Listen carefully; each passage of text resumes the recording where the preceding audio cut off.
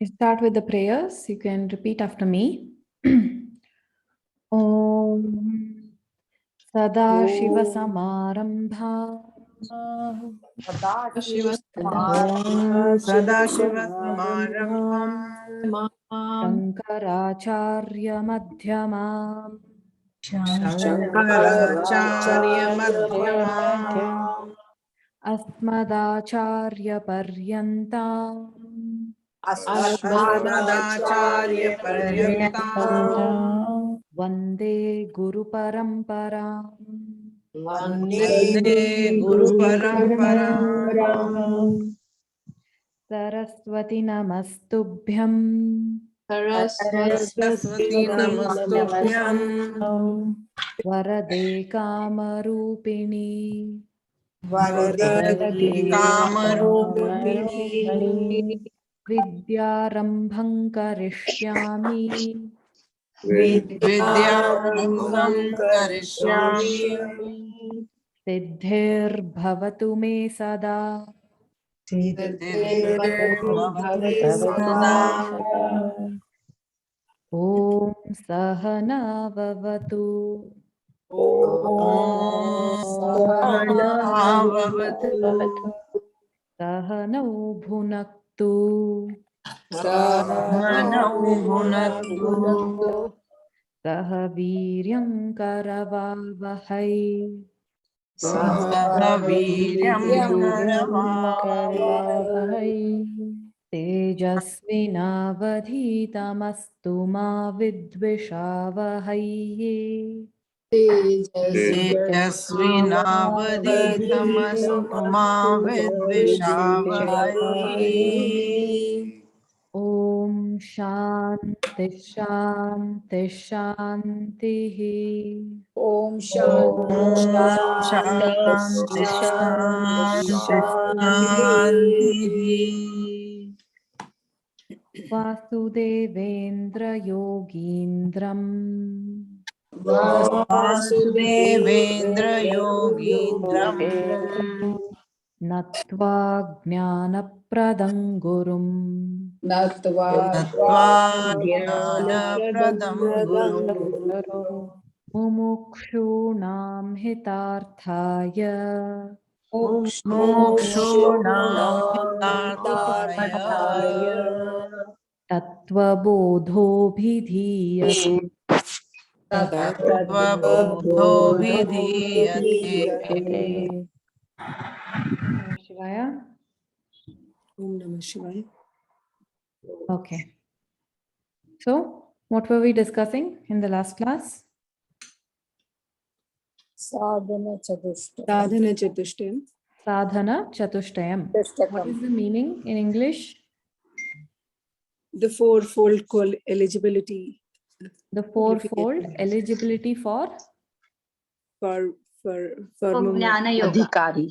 For Jnana Yoga. Jnanam. Yeah, for Jnana Yoga. Okay, so what are the four qualifications in Sanskrit? Viveka, Vairagya, Shat Sampati, Yeah, Viveka, Vairagyam, Shat Sampatti, and Mumukshutvam. Mumukshatva. In English, the four of them? Discrimination, dispassion, six wells, and liberation. Not liberation. What's the Uh, Strong desire for moksha. Mumukshatvam is yeah, desire for liberation? desire for liberation. Yes. Okay. So you can remember it as 4 Ds. The 4 Ds. Discrimination, dispassion, discipline, that is an inner discipline, and the desire for moksha, that is mumukshutvam.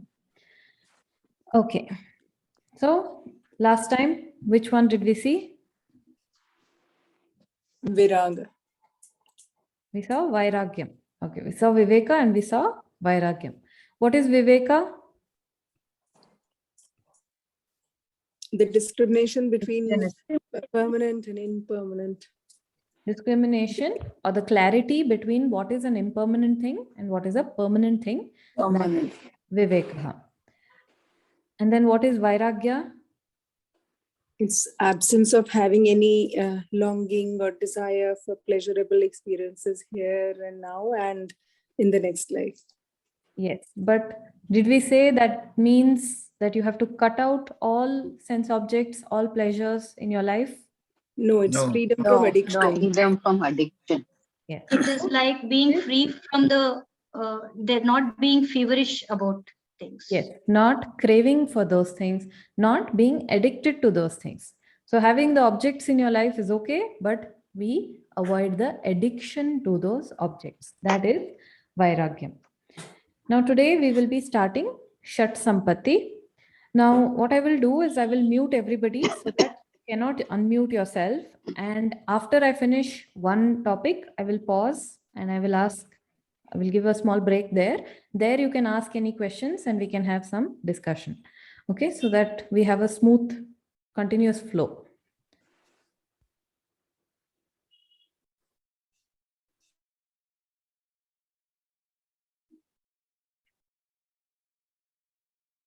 Okay, so today we'll be starting with Shat Sampatti. Now in Shat Sampatti, there are 6 of them. And these 6 are what is described by the author, and we will see each of them in detail. So here it is just the list of names. And in the next one onwards, we're going to see a little more detail about each one. So we can read this and you can unmute yourself and we'll read this. Shamadhi sadhana sampattika.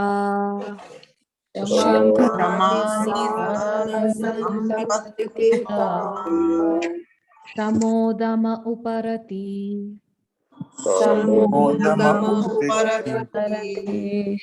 Titiksha shraddha. Samadhanam cheti. Adhanam Shriti. Okay.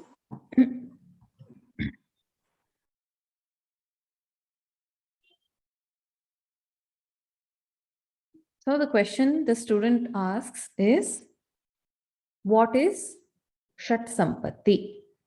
So Shamadhi Shat Sampatti means Shama Adi Sadhana Sampatti or Shat Sampatti. Both are same, both can be used. So what is this Shat Sampatti? Shat means 6, Sampatti means wealth, a possession, a virtue. So here it means an inner wealth, obviously, right? We're not talking about external wealth. We are talking about inner wealth. And this is the inner wealth of discipline. And how many are there? 6 of them. 6 types of inner wealth, inner discipline. And what are they? Shama Adi. So Shama Adi means Shama, etc. So Shama, etc. What are those 6 types of wealth? That is the question the student has asked. Teacher has answered by giving a list. He has just given the names of all of the 6. And what are they? Shama, Dama, Uparati. It's also called Uparama, same thing. And then Titiksha, Shraddha, and Samadhanam. So this is Cha iti. Cha means and. So in Sanskrit, and is placed at the end of the list. Okay, not in between like English. So cha comes at the end. Iti means in this way, this is the list. So Shama, Dama, Uparamaha or Uparati, Titiksha, Shraddha, Samadhanam. The word Shama means mind control. Dama means sense organ control. Uparati means quietude, quietude of the mind. Titiksha means tolerance. Shraddha means faith. Samadhanam means one-pointedness or focus. One more time, Shama is mind control, Dama is sense organ control, Uparati is quietude or withdrawal of mind. Titiksha is tolerance or forbearance. Shraddha is faith. Samadhanam is one-pointedness of the mind. So now we'll see each of them in detail, starting with Shama. The question is, Shamakkaha Mano Nigrahaha. Shamakkaha Mano Nigrahaha. Question the student now asks, he is going to pick up each one and he is going to ask, what is this? What is this? So the first one he has asked is, what is Shama? And the teacher has answered, Mano Nigrahaha. Mano means mind, Nigrahaha means control. So control over the mind. So actually the word Shama means Shanti, Shanti or Samatvam. What it means is peace, tranquility of mind. So peace of mind is Shama. So why are we saying that peace of mind is Mano Nigrahaha? Peace of mind is control over the mind. So what we mean by control over mind is simply discipline of the thoughts. So without having discipline of the thoughts, can we have peace of mind? No, right? Because peace of mind means the mind is peaceful. And if you don't have control over the mind, what happens? Random thoughts come. Disturbing thoughts spontaneously arise. They keep popping up in the mind, right? And can this mind that is filled with disturbing thoughts, can it be peaceful? No, right? So that is why when we say Shama is peace of mind, it implies that there is also a discipline of the thoughts, management of thoughts, choosing which thoughts you want to keep and rejecting the other disturbing thoughts. That is Shama. Now there is a saying in Sanskrit which says, Ashantasya mano bharaha. Ashantasya mano bharaha. Ashantaha means a mind that is not quiet, a mind that is not peaceful. That mind is bharaha, a burden. It is heavy. So a mind that is filled with stress, a mind that is filled with disturbing thoughts, disturbing emotions, such a mind will feel heavy. Life will feel like a drag. When you feel light and happy, then it feels like time is flying, right? You've heard the saying, time flies when you're having fun. What does it mean when you're having fun? When the mind is not disturbed, when the mind is peaceful, then life feels like a breeze. Otherwise, life feels like a drag. Now, this mind is actually the most sophisticated instrument on this planet, right? It is more superior than all the computers, all the technology that we have. The most sophisticated piece of technology that is available is our own minds, right? And it is also our greatest weapon. But a weapon that you cannot even carry, how can you even wield it?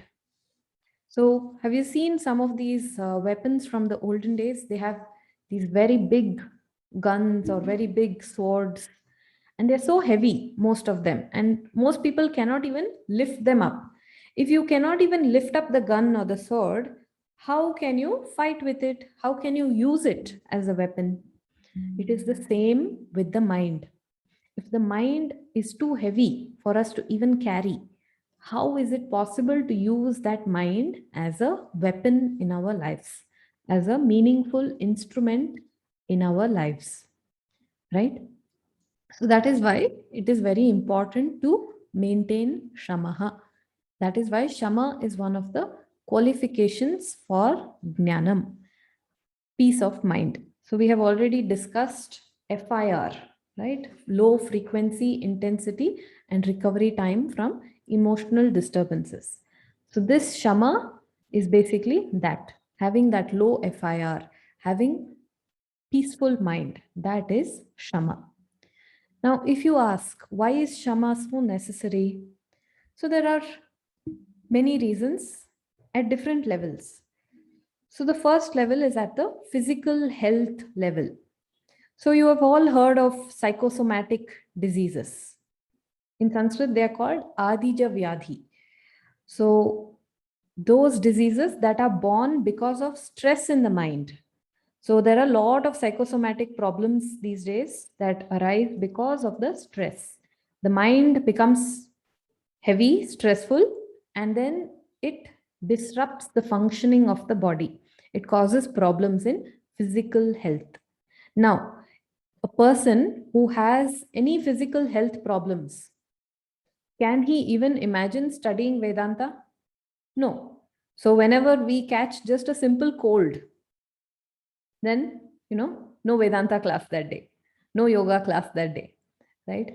So the focus becomes about health. When health is not there, all the focus is on health. I need to recover, I need to fix my body. So such a mind that is so focused on health, can it be available for the study of Vedanta? No. So that is why physical health needs to be maintained in order to study Vedanta, simply so that it doesn't become a distraction for us. So this Shamaha helps in maintaining that physical health, or at least in not disturbing it. Then we have mental health. A mind that is anxious cannot be happy. An anxious mind and a happy mind are opposites. They are mutually exclusive. Can you be happy when you are anxious or stressed? No, right? They are totally opposite. That is why for peace of mind, for your happiness, you require peace of mind. Peace of mind is very necessary. If all the time there are disturbing thoughts, all the time the mind is upset, then how can you be happy? So even for your mental health, it is necessary. Then third, intellectual health. When the mind is disturbed by emotions or by erratic thoughts, can we expect the rational part of the mind to function well? No, right? The emotions kind of hijack the mind. They take over your intellect. They take over the rational faculty. In fact, this comes in Bhagavad Gita also. Second chapter, 63rd verse. Krodhat bhavati sammohaha, sammohat smriti vibhramaha, smriti bhramshat buddhinashaha, buddhinashat pranashyati. Buddhinashaha, destruction of the intellect. Intellect is the most defining quality of a human being, right? Intellect is the one thing that separates us from all other species on the planet. So this intellectual health has to be maintained. The intellect has to be made available whenever I want it. And how can the intellect be available if it is hijacked by emotions? And that is why emotions and intellect are also kind of opposites. If you want to be a rational person, then the emotions have to be maintained at a distance. We're not saying don't have emotions, but they should not be allowed to take over. That is the main thing. So to maintain intellectual health, we require a calm mind. And finally, the main reason for Shama is the spiritual journey. For moksha. For moksha, what do we need? We need jnanam. For jnanam, that is knowledge, what do you need? You need your intellect. Without intellect, there can be no knowledge, right? So in the ashram, there are some dogs and they come and sit inside the classroom during the class. Okay, so they come and for many years they've been there. So basically for many years, they've been listening to all the lectures that have been happening in the ashram. They come and they sit. Can we expect that this dog will get moksha just because he has listened to probably the most number of lectures? No, because the dog does not have the same kind of advanced intellect that a human being has. So intellect is one of the main things necessary for our spiritual journey. We require intellect for Jnanam, Jnanam necessary for moksha. So for our spiritual journey also, this calm mind and this functioning intellect is necessary. The calm mind is simply to allow the intellect to function.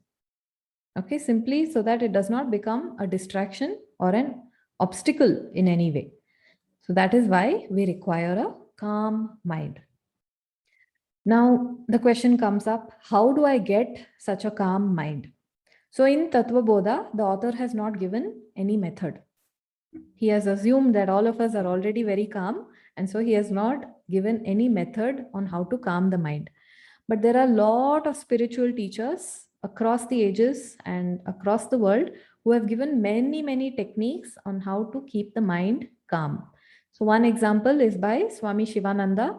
He has given a hint in his famous line, serve, love, give, meditate, purify, realize. So one hint is there. Another is given by Swami Vishnudevananda when he says, health is wealth, peace of mind is happiness, yoga shows the way. Yoga. Here yoga is Hatha Yoga, specifically the pranayama and meditation practices. All of these will really have an impact in calming down the mind greatly. Okay, so this is Shamaha, peace of mind, stress management, thought management.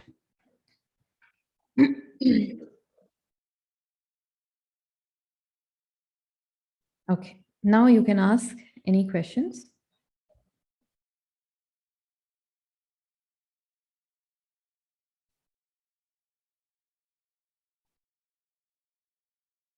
Okay, anything? No, thank you. Medhaji, these sixfold disciplines, the order in which they are given, is it because of the importance, or there is no other reason for it? I think there is no reason, because all of them are equally important. And I think all of them are interdependent too.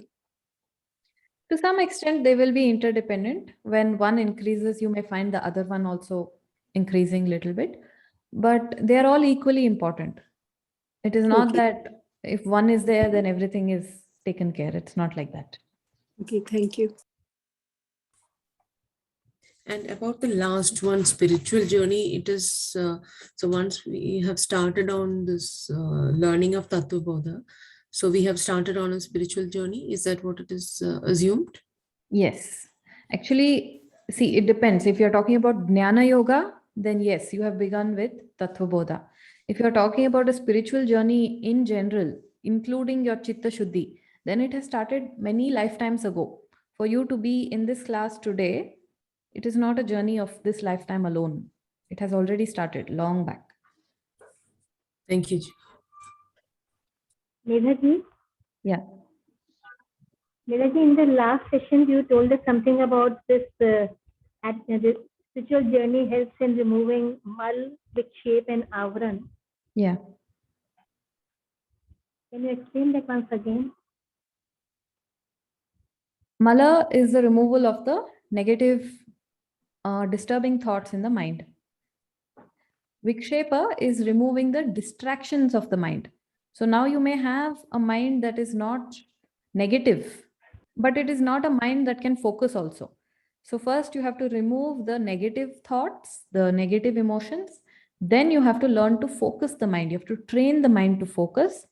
And once you have a focused, calm mind, two things, focused, calm mind, then you can remove the ignorance to Jnana Yoga. So 3 steps: removing Mala, removing Vikshepa, and removing Avarna, the ignorance. Thank you. Okay, so then we'll move on to Dhamma. So I will mute everyone again.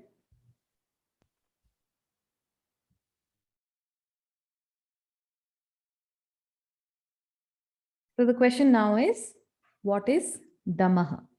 Now remember, Dhammaha is the second point under Shat Sampatti. Okay, it is 3B. 3A is Shama, 3B is Dama. So Dama Kaha, the student asks. The teacher replies, Chakshuradi Bahyendriya Nigrahaha. Chakshuradi Bahyendriya Nigrahaha. Chakshu means eyes. Adi means etc. Eyes, etc. Bahyendriya. Bahya Indriyaha. Bahya means external. Indriya means sense organs. So the eyes, etc. external sense organs. Nigrahaha. Control. So control over the external sense organs such as eyes, etc. So we have 5 sense organs, right? Eyes, ears, the sense of smell, the sense of taste, and the sense of touch, which is the skin, right? So 5 sense organs. Now, other than these 5 sense organs, there are also 5 organs of action. So although here it is not explicitly mentioned, in Viveka Chudamani, they have included those 5 organs also. So the 5 organs of action are hands, feet, the tongue, the talking tongue, that is, the organ of speech. Then the organ of excretion, organ of reproduction. 5 organs of action. So this 5 plus this 5, 10 organs, and they're all external organs. Why has he said Bahyendriya? Bahyendriya means external organs, because the internal organ is the mind, Antakarana. So mind we have already covered in the previous point. So now he is just being clear that now I'm talking about the external organs. So here he has just mentioned Chakshuradi, eyes, etc. But in Viveka Chudamani, it is clarified that it is the sense organs plus organs of action, 10 organs. Nigrahaha, control over these organs. Now this word control there is potential for misunderstanding. So a lot of people generally misunderstand control to mean suppression, suppressing the sense organs. But we have to be very clear, we are not talking about suppressing the sense organ. We are talking about intelligent redirection of the sense organs. It is not possible, practical, or even beneficial to suppress any of the organs because it can be dangerous. They will only explode in a different way later. So suppression is not a long-term solution. It does not work. So that is why we cannot suppress. We should not suppress. And Vedanta will never advise suppression as a solution in any way, in any, whether it is desire, whether it is sense organ, whether it is thoughts, suppression is never advised. It is quite dangerous. That is why what we do always is an intelligent redirection. Like for example, if you have a river flowing, if you just build a dam, if you just build a wall and you cut off the river from flowing, does it work in the long term? No. Initially, the dam will work. But after some time, the water level increases, and then there is a flood, right? Because it doesn't work. So what do they do in the dam? In the dam, they build gates, right? And then they build canals.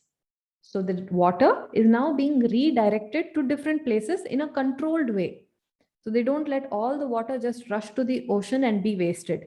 They build a dam with gates and also canals so that you can intelligently control and redirect the water where you want it to go and use it so that you can use it in the farms or wherever. Where there is less water, they send water there.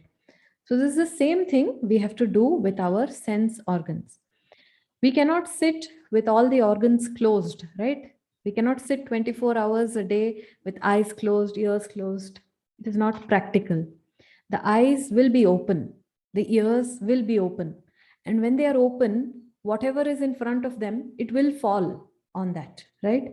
If you are If you are just sitting, whatever sound is there around you, it just falls on the ears. You don't have a choice to say, no, I don't want to hear this particular thing. So whatever is around them, they will pick up. So your intelligent redirection is in choosing an environment where only what you want falls on the sense organs. Okay, in a way that, for example, many times at home, the news is on. Most houses on the TV, the news channels are on. Now we all know about the news channels. I don't have to tell you what happens if you listen too much to the news. So what is an intelligent redirection that you can do? One, either change the channel, put something more pleasant, or remove yourself from there. Go outside, go for a walk, or go into a different room, right? You have basically removed the sense organ from that area and put it somewhere else. Because if you are in that room, there is no choice for the ears but to listen. So this is Damaha, intelligent redirection of sense organs. So you can control your environment. You can control what is coming in, what you are consuming through the organs. Remember that this is also a consumption. A lot of people these days are very concerned about diet, what I eat, what I put inside my body. But we have to be equally concerned about what we put inside the mind through our eyes and ears, and of course, smell, taste, touch also. We have to be equally, concerned or focused about this also. Because this also goes inside the mind. Now, why is Dhamma so important? It is because whatever enters through the sense organs has the potential to disturb your Shama. So Dhamma protects Shamaha. Your sense organ restriction or management is so that you can protect your peace of mind. So this is why we do Dhammaha. The input from sense organs can influence the mind and may influence it in a direction you don't want. And that is why we have to take care. So that is why Dhammaha is important. We don't allow Shamaha to be disturbed by whatever we are hearing or seeing. And why is Shama important? Because Shama is what is necessary for Jnanam, for the study, for moksha. Okay. Now again, the question will come, how do I get Dhamma? Because here also the author has not mentioned. So the only way is through continuous training of your sense organs, continuous monitoring, continuous retraining of the sense organs. So it is not just that once today I do it and then leave it. It is continuous. The key word is continuously monitoring, continuously checking, and continuously being aware of what I am allowing inside through my sense organs. So this continuous retraining, continuous alertness of mind, this is the way to train yourself for Dhammaha. The moment you sense that there is a disturbance happening in the mind because of something in the environment, you have to remove yourself from that situation. So Raviji's favorite example, he always gives this example. So he says that whenever he has a fight with his wife, he goes for a walk. Dhamma, remove your sense organs from that place. Then once he goes for a walk, then again, you calm down everything, come back home, then you can fix it. If then in that heated state, you try to, fix things, it is only going to get more and more heated. Right. So this is Dhammaha. What we are doing is avoiding unmitigated extrovertedness of the organs. Not allowing the organs to control or govern you. You are governing your organs. Okay. Any questions? Om Medhaji, Yeah. this intelligent redirection, of our sense organs is also very important for us for Jnana Yoga. Yes. Because the utilization of these sense organs is what makes us aware and intelligent enough to learn what we are learning. Yes. See, there's always a choice where you choose to direct your sense organs. Today, you have chosen to come here Right. and sit in the class. But sometimes there is a temptation. Let me go for a movie today. Let me watch a movie. Let me sleep some more. Let me do something else. There's always a choice Right. in where you direct your attention. Right. Yes. Medha ma'am, how to be consistent? Like for example, all these Dhamma and Shama that we are talking about. If we can do it for, like, it happens with me that I do it for a certain amount of time, but then again there are some distractions like society. Like, I will not call anybody else a distraction, but the mind is not very focused. How to plan that? The mind should not be disturbed. That you have to constantly watch. You have to constantly be monitoring your own FIR levels. You can keep a diary and watch, and then do what is necessary to start improving those numbers. One of the best ways is having a spiritual diary. You start writing down how many times you got disturbed today, and you monitor it over not 1 week or 2 weeks, but over 6 months, 1 year, 2 years. No, disturbance is not what I'm talking about. I'm talking about the actions. Disturbance, these two are connected. Okay. When you are concerned or when you make this FIR your priority, Dhamma will automatically happen. But if FIR is not a priority, then you might get distracted more easily. It will happen initially, there will be distractions and you don't have to feel bad, but slowly, you have to start coming around. That is the thing. What's the meaning of Dhammaha? Damaha is Indriya Nigraha, control over the sense organs. Meghaji, Yes. though we are talking about mind, we have not defined what is mind. Yes, that will come later.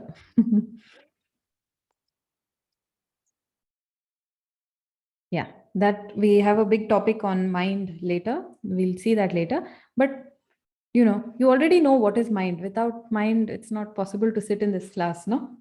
So No, but does it the include simplistic- the emotions and feelings and reactions? And Yes, the whole thing, everything, all the thoughts, all your emotions, all the memories, opinions, everything we have, all of that together constitutes the mind. thank you.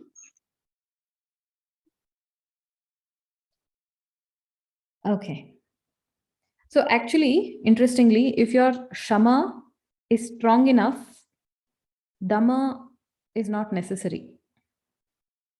Because if Shama is so strong that you will not get disturbed, then you can sit in the middle of a battlefield also and still not be disturbed. So Dhamma is only necessary if there is a tendency to get disturbed by external things. Then you have to make sure that you are, avoiding or at least not being disturbed by those things. And another interesting thing is, out of all the sense organs, out of all the organs, one of the most challenging organs is the tongue. And in the tongue, there are two kinds of tongue, talking tongue and eating tongue. And for most people, one will be disciplined, but the other will be a challenge. Generally, most people, at least one of the two, talking tongue or eating tongue, will be a challenge. So you have to work on it little by little, and it will slowly come.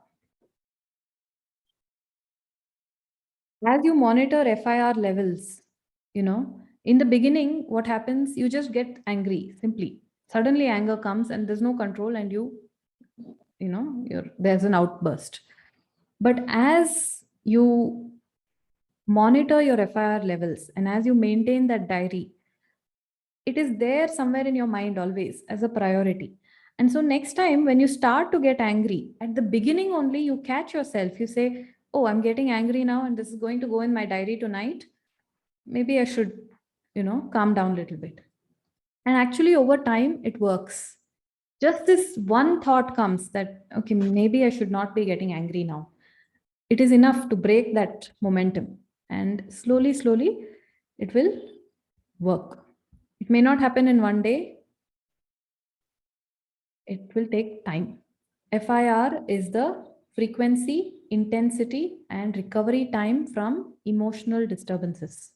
So all of these three, the frequency, intensity, and recovery time, have to be less for emotional disturbances. Details are there in the previous classes. Please refer back.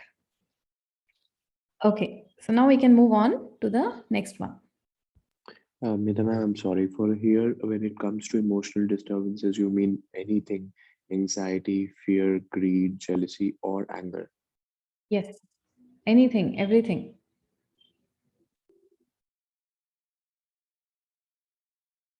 Okay, thanks. All right. So, Om Medaji, how do you measure this frequency? You mean actually when you get angry, you see a watch and see the time of recovery? You physically do that? If you can, I know it's difficult, but approximately you'll have an idea, right? Okay. You're really angry and mad, and you say, okay, I'm going to watch how long this takes. Okay. Yeah, and actually that dissipates the anger, I'm going to try that. Thank you. Okay. And When you Medhaji, get angry or upset, what is emotion finally? It is just a momentum of thoughts. It is just one seed thought that has gained momentum and now it has gone beyond your control. If you break that momentum, the moment you get distracted, you will lose that momentum of that emotion. I hope we don't break the watch. Medhaji, since you mentioned the battlefield, may I ask a question? If Arjuna was, did Arjun have Shama and Dama at that time? Probably not. See, when it comes to Arjuna, we have to understand, a lot of people joke about Arjuna that, oh, he listened to Gita from Krishna himself and still he didn't understand and still he didn't, he was asking all kinds of questions that, may appear silly. Oh, he had a breakdown in the middle of a battlefield. A lot of people actually joke about Arjuna this way. But you have to realize that Arjuna was actually one of the most gifted warriors on that battlefield, if not the best. Okay, and you repeatedly see Krishna's calling him Bharatarshava, bull among men, meaning he had such a personality. He's like a bull among men. He is one of the most superior warriors. Not only that, he's a prince, he's a king. Not only that, he has fought with Lord Shiva himself. Not only that, he is so respected among all warriors and everybody. He had a great amount of discipline. He was one of the most outstanding in his field. And such an Arjuna himself struggled.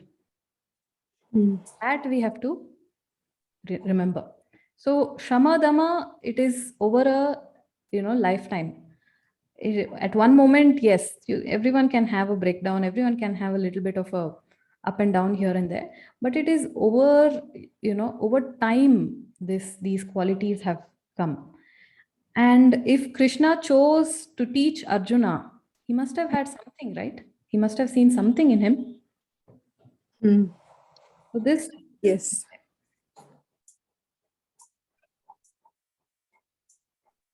Medhaji, so this redirection of sense organs, I've been trying to practice for some time. What I've observed is that sometimes it often leads to miscommunication between two persons because the space where I am in, the other person does not understand. So for example, you gave the example of Ravi ji when he has a fight with his wife, or let's say when I have a fight with my husband. And if I go out for a walk, probably my husband was thinking that I should have been there and sorted out at that point of time and not gone out for a walk. So these kind of things lead for a miscommunication. How to solve this?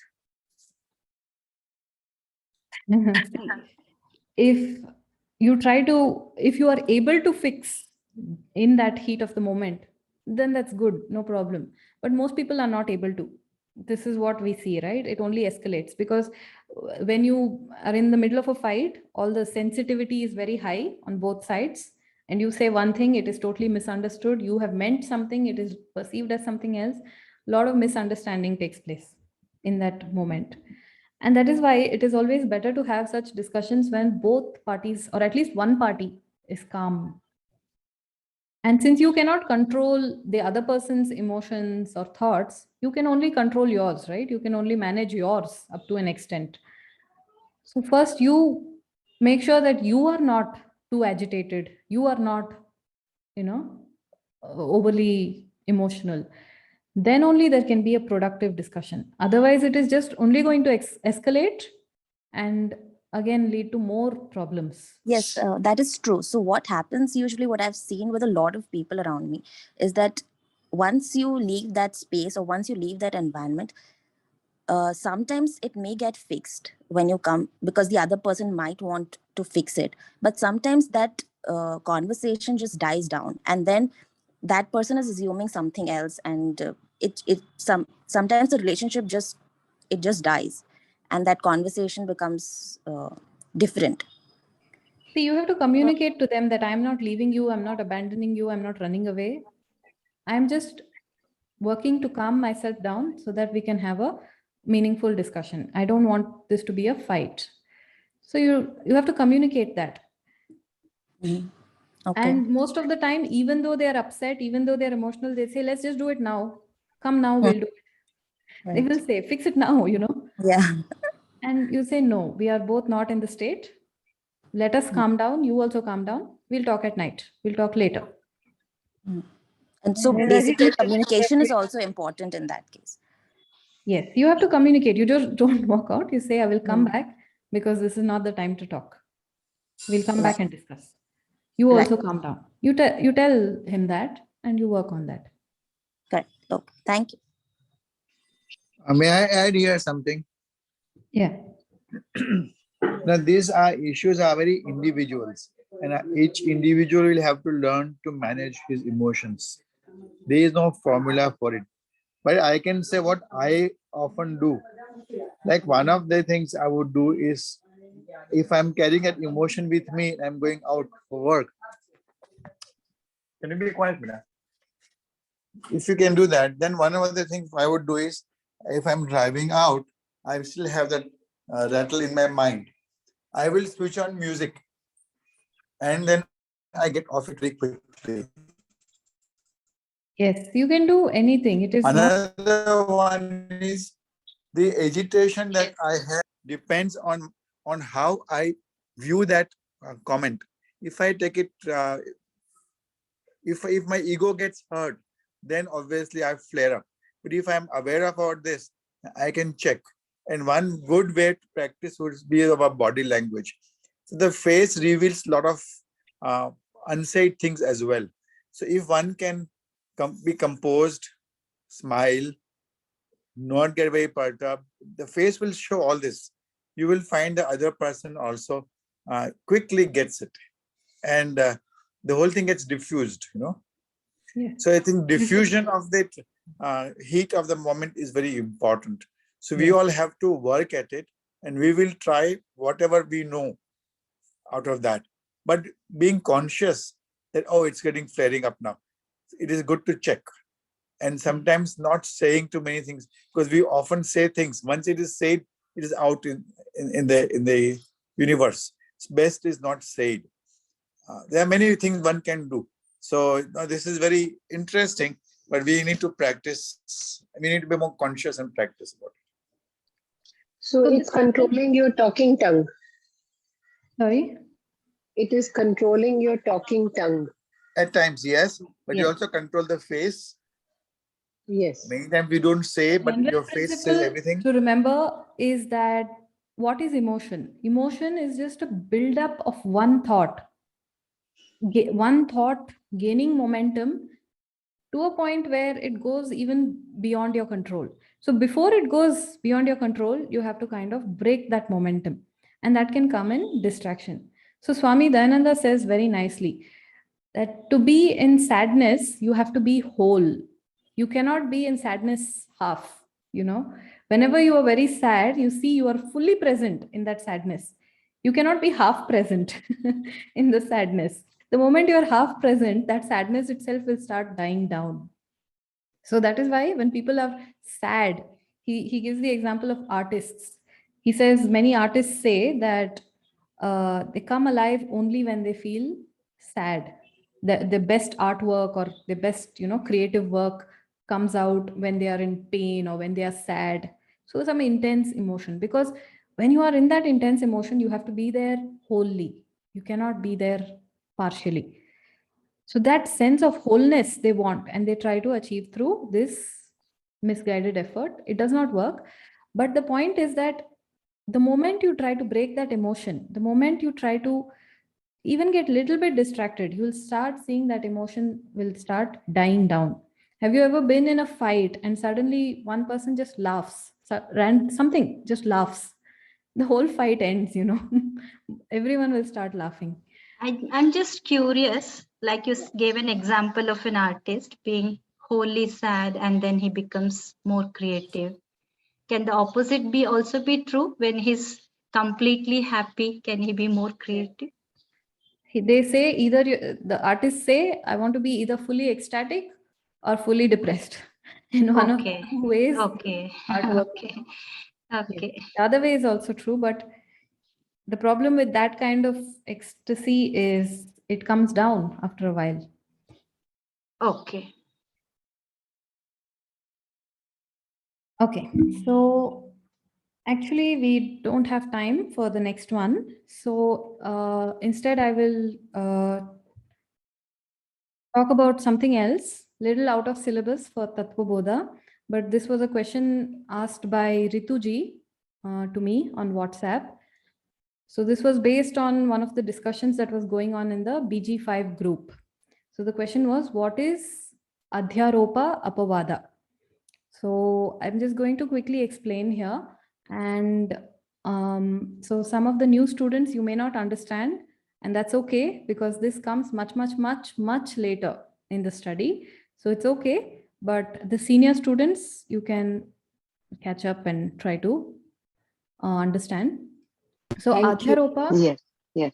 Yeah, Adhyaropa Apavada is a teaching methodology of Vedanta where something is introduced and then negated. Introduce, negate, introduce, negate. Go on, introducing, negating, and so on until finally only the one who is negating is left, who cannot be negated. And that is you. That is all that remains. So this is the approach generally of Vedanta. So we introduce a topic and then we negate when we reach a higher topic. So why we do this is because directly you cannot come and you cannot tell everyone this world is unreal, this world is not really there, the world doesn't exist. Nobody will believe you. Nobody can accept that. So when we make direct claims like this, it is not possible for the human mind to reconcile with it. So that is why we have to take it step by step. And that is why you see that in the beginning, Atma is never introduced. Atma topic comes much later. First we see Anatma, then we go to Atma. Right? So that is why in most of the texts, you will never find Atma coming first, the topic of Atma coming first. So it is like, there was an article that I read by some psychologist. So when your children are sitting and watching TV, okay, small children, and they're watching TV, and you want to call them for dinner, and you call once or twice, and they don't come because they're so immersed in watching TV. So many parents, what do? They go and they switch off the TV. And then what happens? The child starts crying, then there's a big fight, and everyone is upset. So that is not the way to do it. But why? Because you went and when you switched off the TV, you negated their whole world in just one moment. And that is not a very good approach. So what the psychologist, what she suggested is you go and you sit with them and you also watch TV for 2 minutes. And then you ask them, okay, who is this character? What are they doing? What is his name? What is this about? Just talk to them. And as they talk to you, they will kind of extract themselves from that virtual world and come back into this world. And then you say, okay, now it's time for dinner. Shall we switch off the TV? And most of the time, usually they agree at that point because they have had a slow and gentle extraction from that virtual world. So this is the same thing that we do in Vedanta. Directly, if you tell everybody you are not your this, you are only Atma, nobody understands, nobody responds well to that, right? So we have to do a gentle negation, gentle, step-by-step approach to this. So what do we do? So for example, if there is a pot, you tell that this is a pot. Everyone says, yes, this is a pot. Then you say that, okay, there's also something called clay in this. Do you see? Do you agree? And everyone says, yes. So now there's two things. There is pot and there is clay. Then you negate and you say, actually, there's no such thing called pot. What is only there is clay. Clay is the only thing there. What you call pot is just the shape of clay, is just a name for that shape.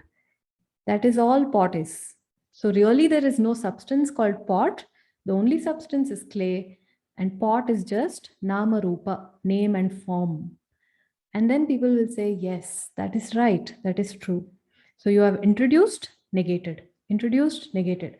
So this introduce, negate, this is Adhyaropa Apavada. This is the methodology used in Vedanta. Okay, is this clear?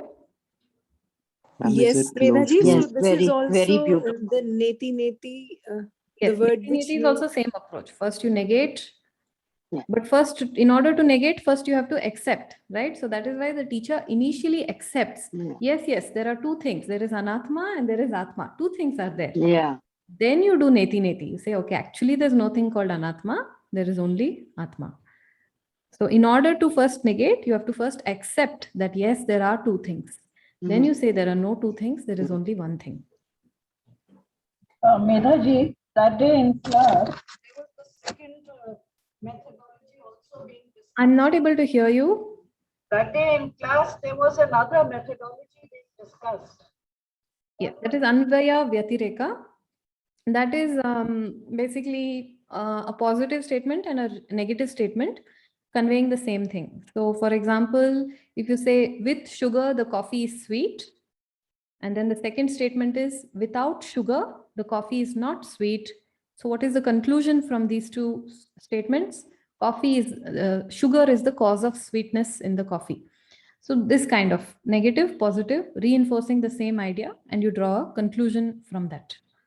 So in Vedanta, you may say that through Jnanam, there is moksha. Without Jnanam, there is no moksha. And therefore, Jnanam is the cause of moksha. What was this word? Can you repeat the name, please?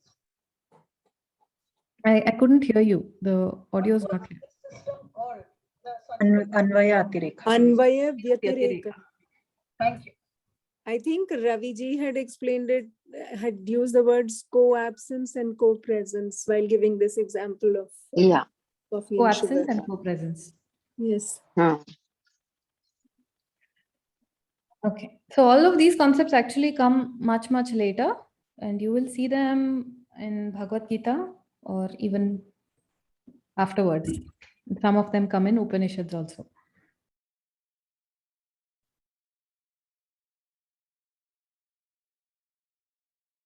Okay. So I think it is time up, and next class we'll see Uparama. Anything else we can discuss?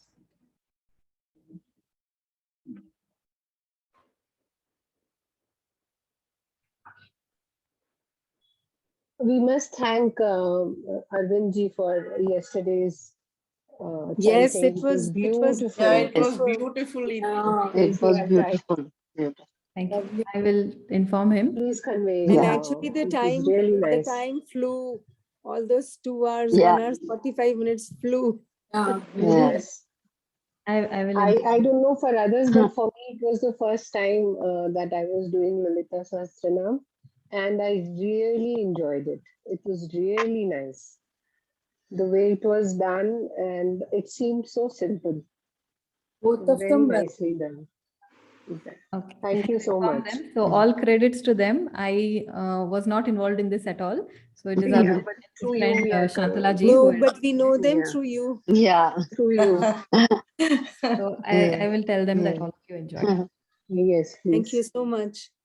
Thank you. Okay. We'll end with the Medaji, prayers. is there any PDF on the meanings of the Lalita Sahasranama? I'll check. Generally, Yeah. I'll check. You will get only superficial meanings. You will not get in depth. Yeah, exactly. That in the chanting classes, I think that's the best. Yeah. So superficial meanings are available on the internet also. For in-depth meaning, you will have to do an in-depth study. It is not. Yes, available in a correct. PDF. Correct. Yeah. Thank you so much. We'll end with the prayers. Oh. Purnamadah Purnamidam